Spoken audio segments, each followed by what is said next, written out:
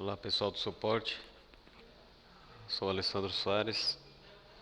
Eu vou fazer aqui um vídeo hoje demonstrando o funcionamento do novo integrador. O pessoal aí está fazendo as implantações, as instalações e deve estar aí talvez com algumas dúvidas em relação ao integrador novo e ao parâmetros exe, tá? Então esse é um vídeo breve aí, apenas para apontar aí algumas particularidades aí, tá? Tanto o integrador quanto o parâmetros, eles foram aí inseridos na versão disponibilizada a partir de 14/10 desse ano, de 2020. Tá? 14 de outubro, então. Então, a partir de 14 de outubro, você vai encontrar o integrador e o parâmetros novo. Vamos dar uma olhada primeiro no parâmetros para entender aí o que há de novo. Pois bem, aqui no parâmetros, nós temos aí como mais visível de diferença, nós temos a questão aí do token, tá? Você técnico aí para entender o que é o token, é uma chave de validação do uso do integrador, tá? Então o integrador ele trabalha com esse token gerado através de uma ferramenta aí com o pessoal do suporte, o pessoal aí da gerência e dos encarregados, tá? Podem gerar esse token para você técnico aí quando estiver no cliente ou prestando aí um suporte remoto, tá? Qual que é a ideia do token? Quando o cliente está adimplente, pagando normalmente, é feita uma consulta a cada 30 minutos se esse token, essa contra-chave, vamos dizer assim, está válida dentro de um banco de checagem do Attend, tá? O que ocorre? Se o cliente tiver esse token bloqueado, isso é uma ação que é tomada aí através de uma ferramenta separada, tá? Não confundir isso com o cliente estar inadimplente, tá? Às vezes o cliente pode estar inadimplente, mas está em negociação com o financeiro, então ele continua trabalhando.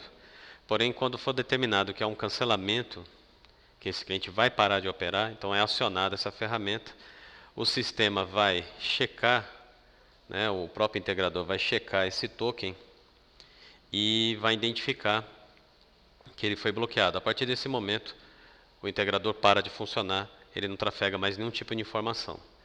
Para ele voltar, como já foi colocado no fórum pelo João Pedro, é necessário apagar uma linha do INI, onde tem o token erro, né? É uma chave nova lá dentro do INI, no sicom.ini, e removida essa chave, e aí é inserido um novo token.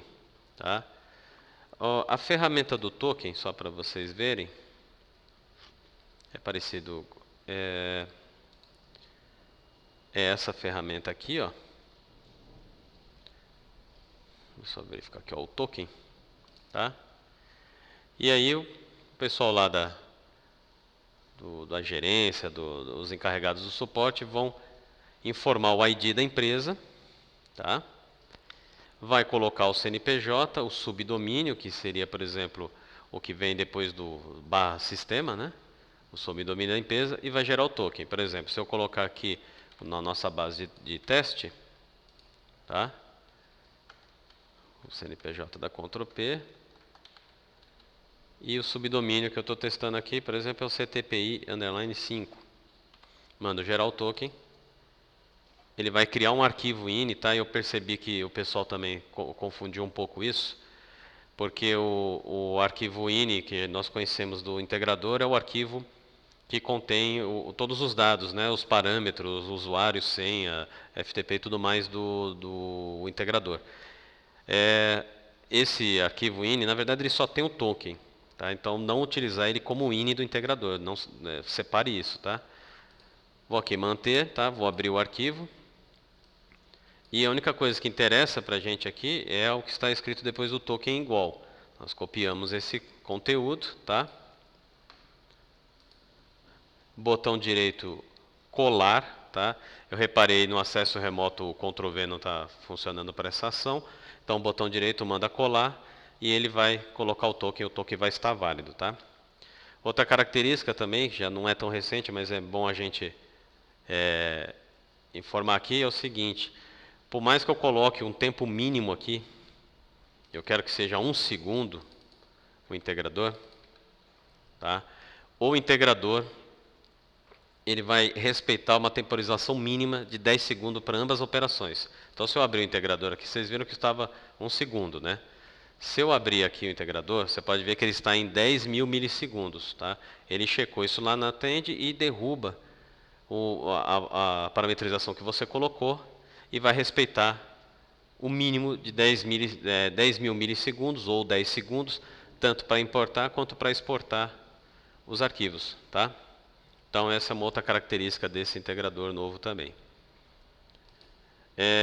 Outra coisa importante, que também gera um pouco de confusão no suporte, é em relação, vamos abrir o parâmetros novamente, é em relação ao CNPJ Web e esse CNPJ Banco Web local, tá?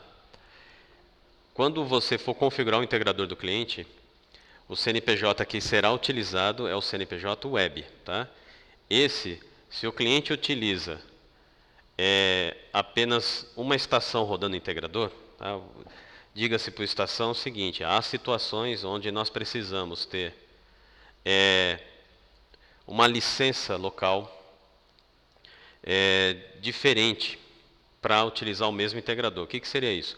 Supomos que eu tenho aí um sistema de food truck e eu preciso ter 2 estabelecimentos subindo caixa para o mesmo banco de dados lá no Attend.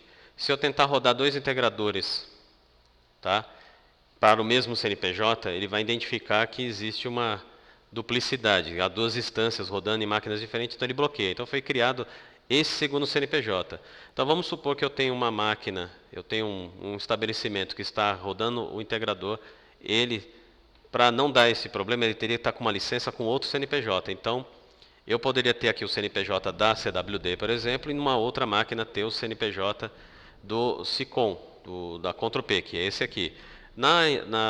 No terminal, vamos dizer assim, vai lá no food truck lá que tem a necessidade de usar o integrador, a gente não vai poder colocar a mesma licença e o mesmo CNPJ. Então a gente coloca uma licença local diferente e o CNPJ dessa licença diferente nós colocamos aqui, tá?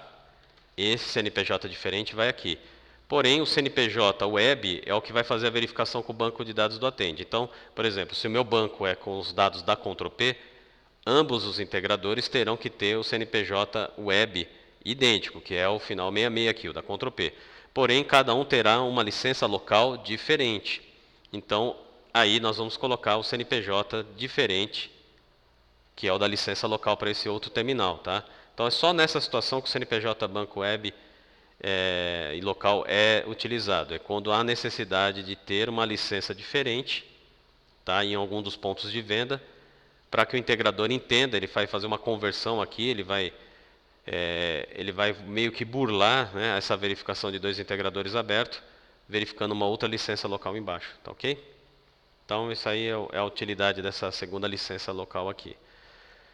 Bom, fora isso, não há outras diferenças aqui. Há um detalhe importante: tanto o integrador novo quanto o parâmetros exe, eles utilizam 2 DLLs novas, tá?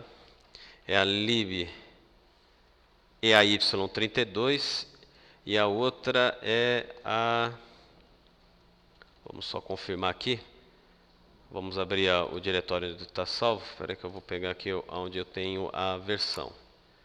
Aqui em versões, o integrador novo está disponibilizado no subarquivos, tá? Suporte, atualizações, tá? O João Pedro, que é responsável pelo teste, ele coloca todas as versões liberadas na pasta atualizações. E, inclusive o instalador que já tem o instalador liberado no 14/10, que tem o parâmetros, o integrador novo e as modificações aí mais recentes, também estão lá nos subarquivos, tá? Vamos pegar aqui a versão 14/10 e aqui nós teremos as 2 DLL, tá? Então, sem essas DLLs atualizadas, a que está no banco mais antigo, na estrutura do PDV mais antigo, é uma DLL de 2014, se eu não me engano. Tá? Então, para que possa funcionar, é necessário ter essa LibAE 32 e a SSL EAY, né? 32 DLL. Sem essas duas DLL atualizadas, o integrador e o parâmetro exe não funcionam e começa a dar retorno aí de mensagem de erro. Tá? As DLLs estão disponíveis no arquivo de atualização, o zip, que o João Pedro disponibiliza, e também já estão lá na estrutura do instalador novo, você que for fazer uma instalação nova, tá ok? E é isso, pessoal, é só passar esse vídeo é breve, tá? Só para dar uma elucidada aí, o que mudou nesse novo parâmetros exe aí, tá ok? O integrador novo. Um abraço a todos, até o próximo vídeo.